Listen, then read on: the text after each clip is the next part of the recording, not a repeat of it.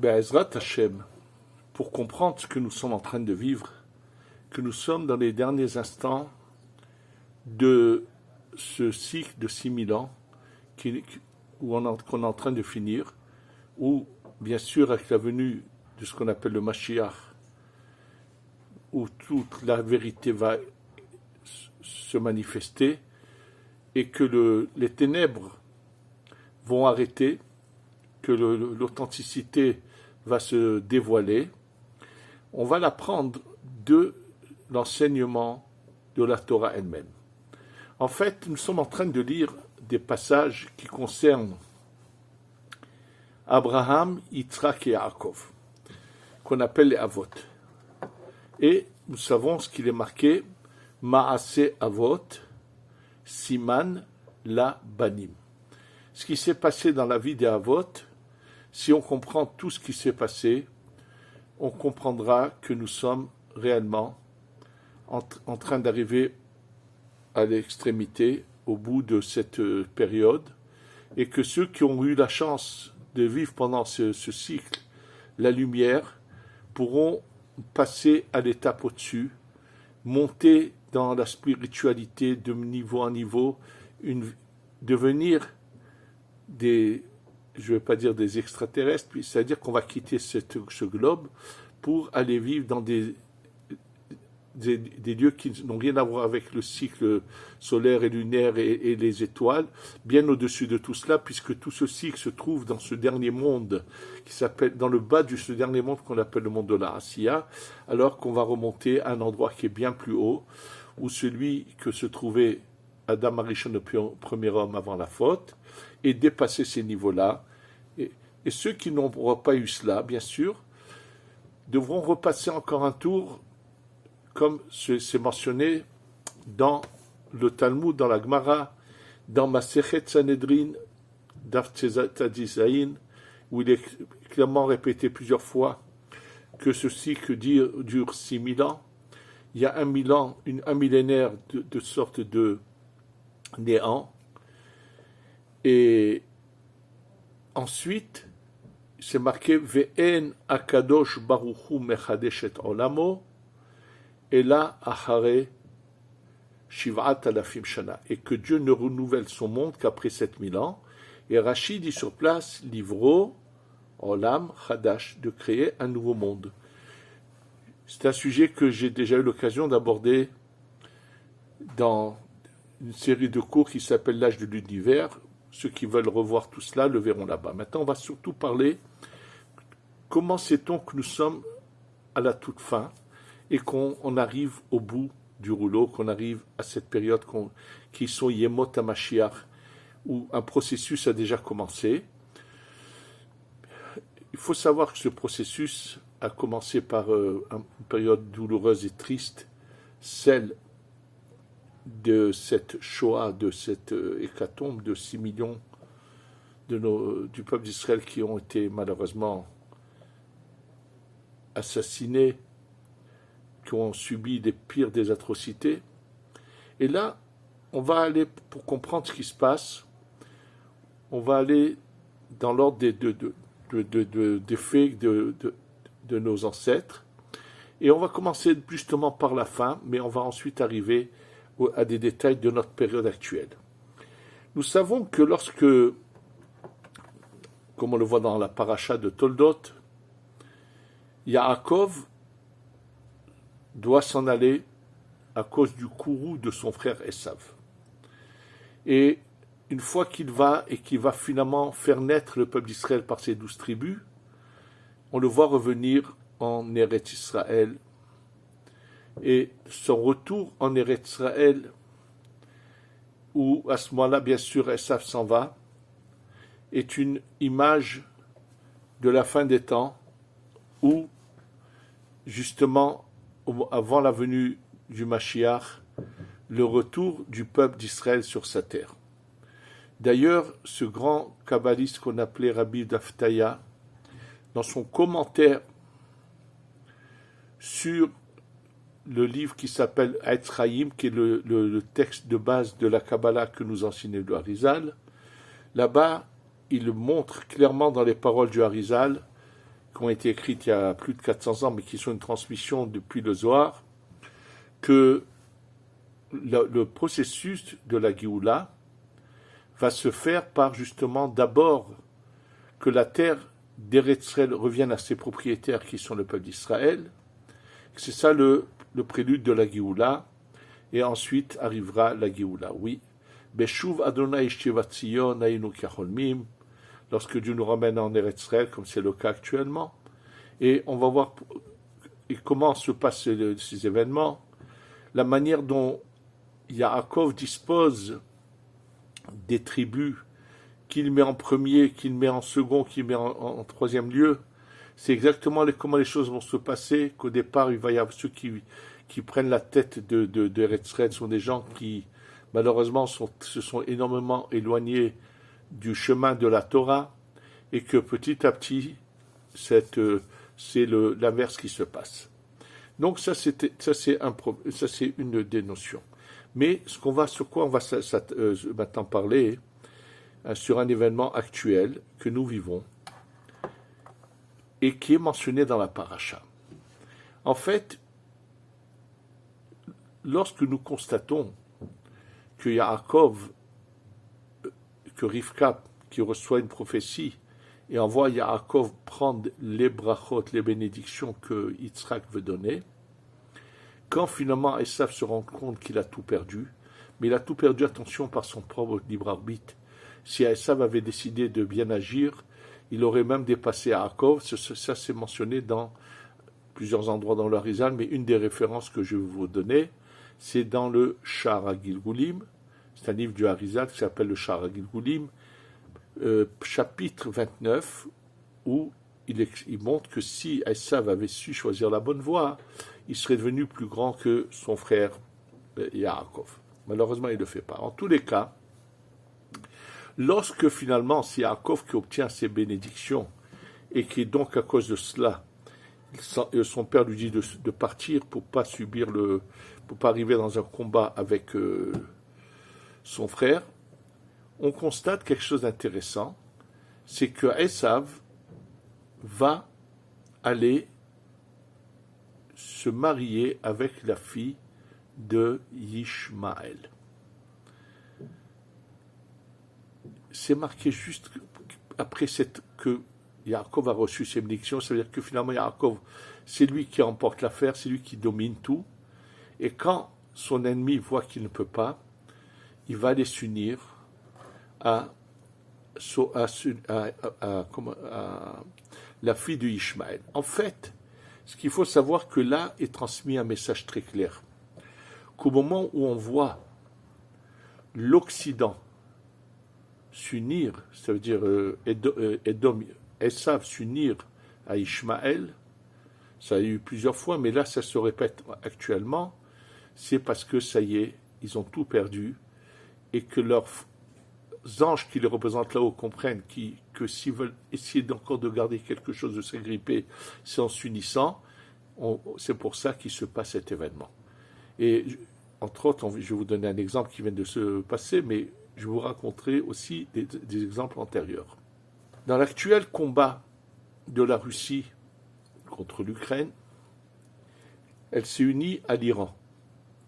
L'Iran lui a procuré des armes, des drones. C'est pas par hasard que cette union se fait entre les pires de l'espèce humaine qu'il y a sur la terre, entre ces deux pays qui vivent avec une cruauté, qui tuent leurs propres citoyens, et c'est eux qui s'unissent pour, en fait, le combat.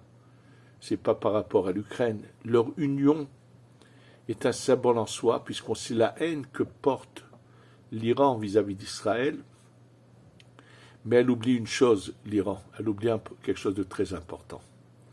Elle oublie que lorsque Abraham est allé combattre ces rois qui avaient pris en otage, qui avaient pris comme prisonnier son neveu Lot,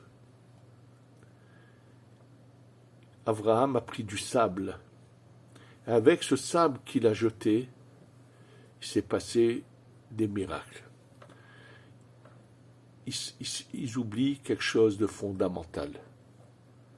Que nous, Hachem, Dieu est avec nous.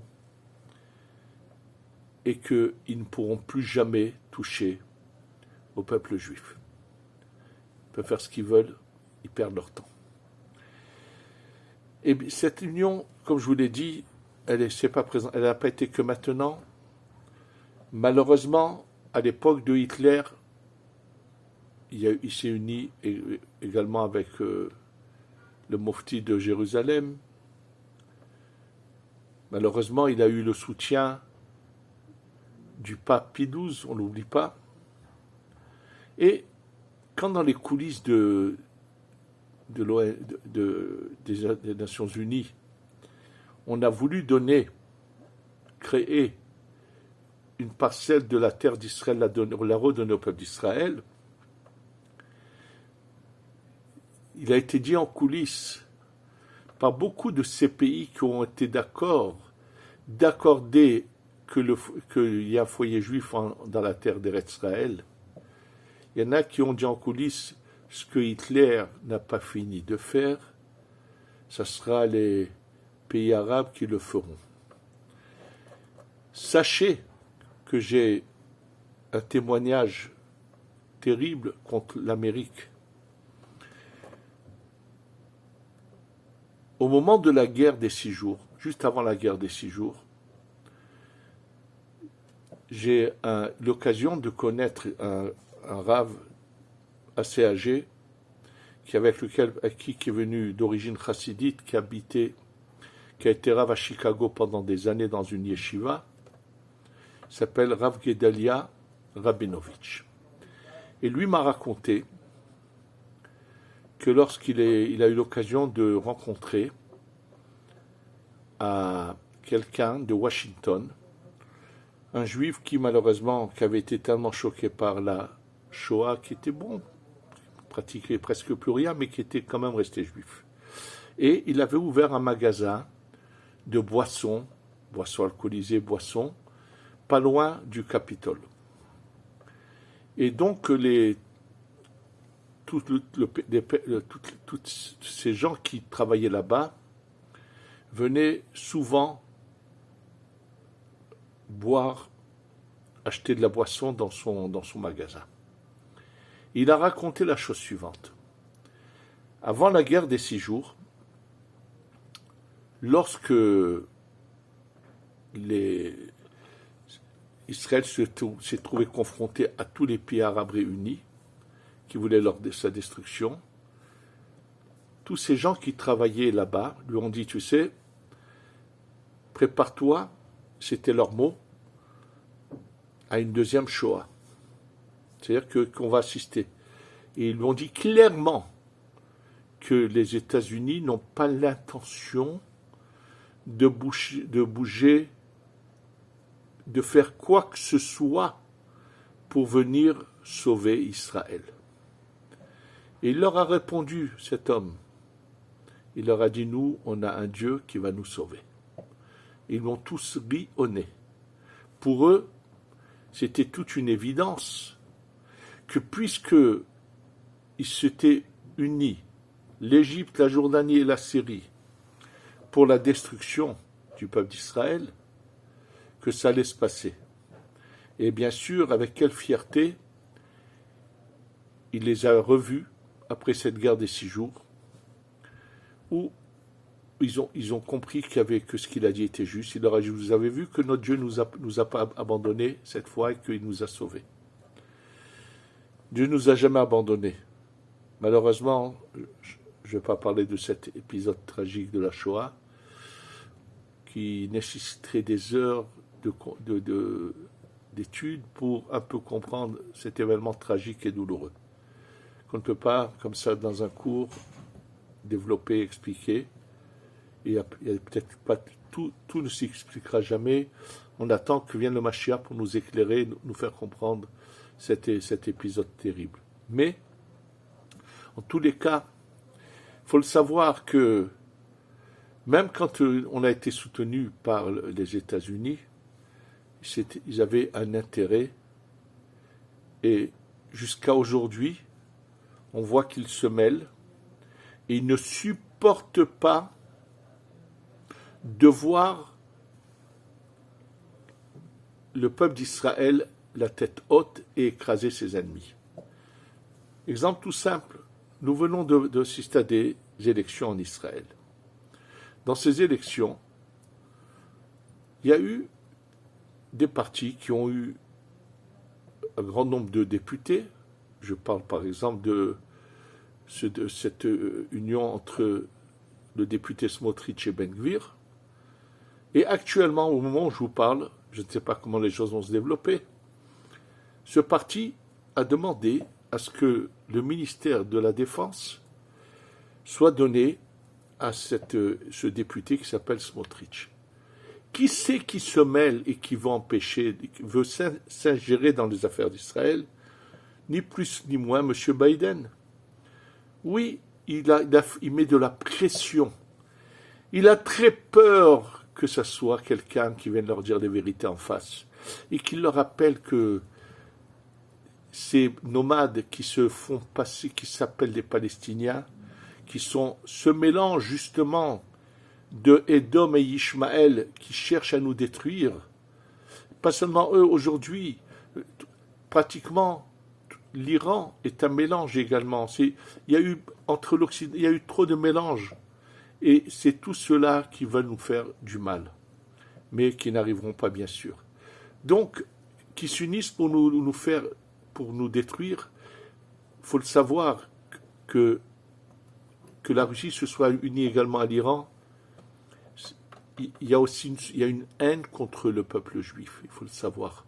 C'est pas uniquement l'Ukraine, ils veulent dominer, et même qu'ils n'ont jamais dévoilé d'une manière aussi flagrante, mais on sait très bien ce qu'ils ont fait pendant toute la période du communisme par rapport aux communautés juives, tout ce qu'ils ont pu faire. Et même avant, avec les tsars, combien d'enfants ont été volés à leurs parents pour être mis dans des armées pendant 25 ans. Et tout cela est un message clair que nous sommes, oui, dans la fin de ce parcours, qui est justement le retour du peuple d'Israël sur sa terre. Et que se passe-t-il à ce moment-là? Le jour où on va arriver vraiment fin de parcours, tout d'un coup va descendre le troisième temple, va descendre d'en haut, et balayer bien sûr tout ce qu'il y a sur le mont du temple, puisque ça va être un édifice spirituel qui va descendre directement du ciel. Oui, c'est comme ça que ça va se passer. Je vais vous donner tout de suite les références. C'est ramené dans les paroles de Rashi, dans le traité de Souka, Daf Mem Aleph, page 41, au premier côté de la page en bas. Rashi ramène que le troisième temple va descendre directement construit du ciel. Et Rashi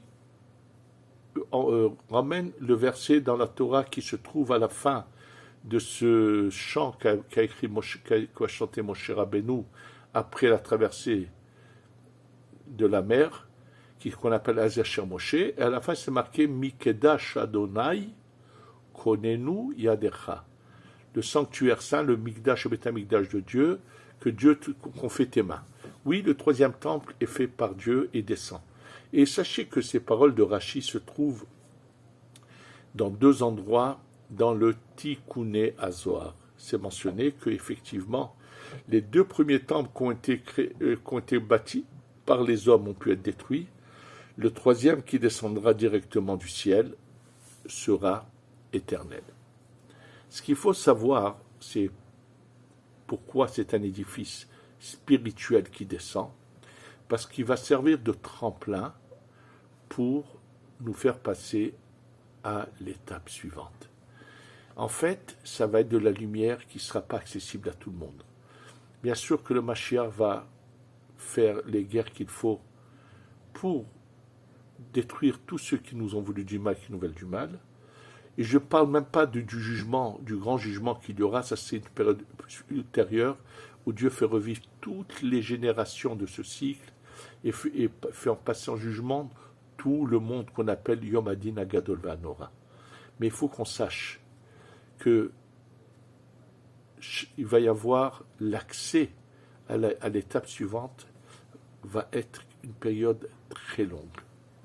Et à ce moment-là, c'est marqué Hazor'im Bedim'a Berina Yiktsoru. Ceux qui auront semé dans les pleurs, dans la joie, ils vont récolter.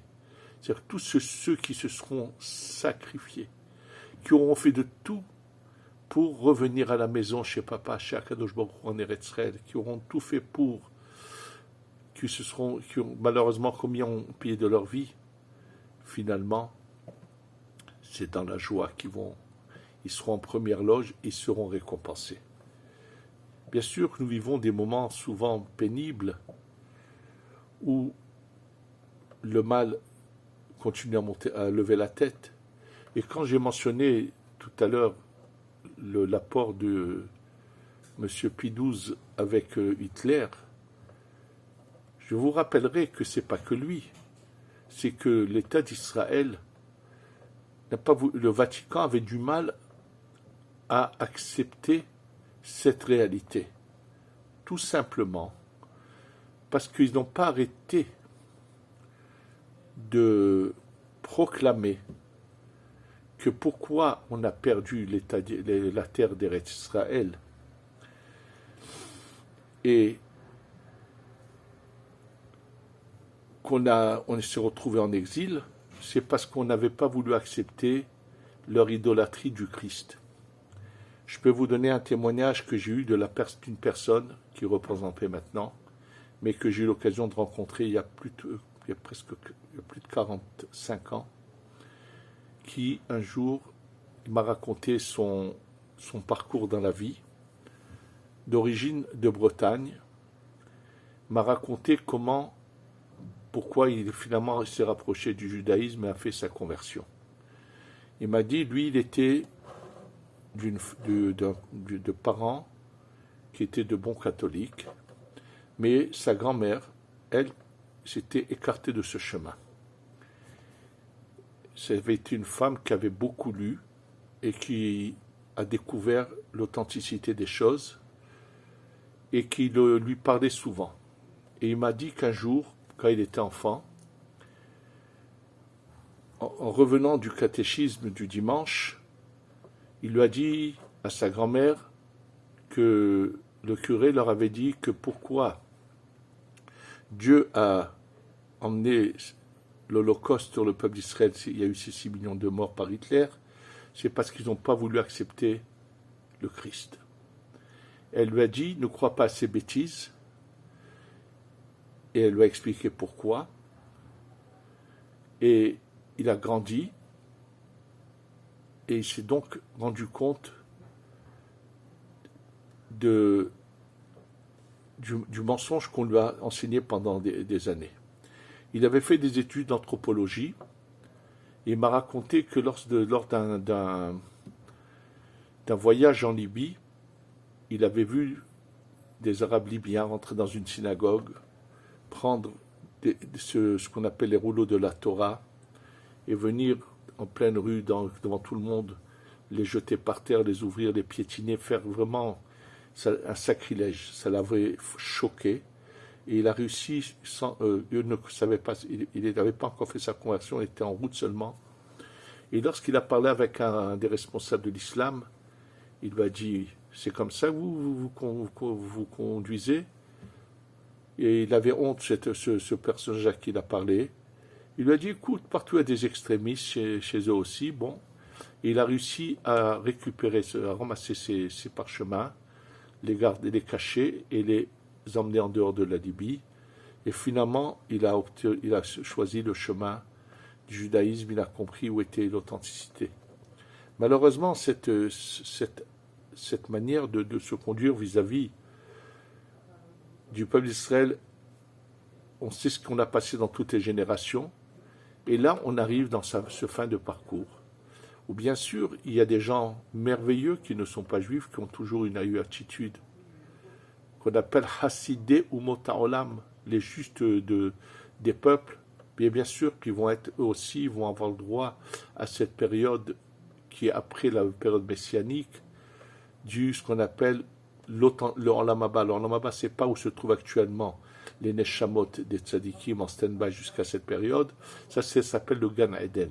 Alors là, c'est le monde qui va venir du 7e millénaire, où bien sûr, ils auront accès, ils auront leur place, ils auront tout ce qu'il faudra, parce que Dieu récompense ceux qui savent aller de la manière la plus juste.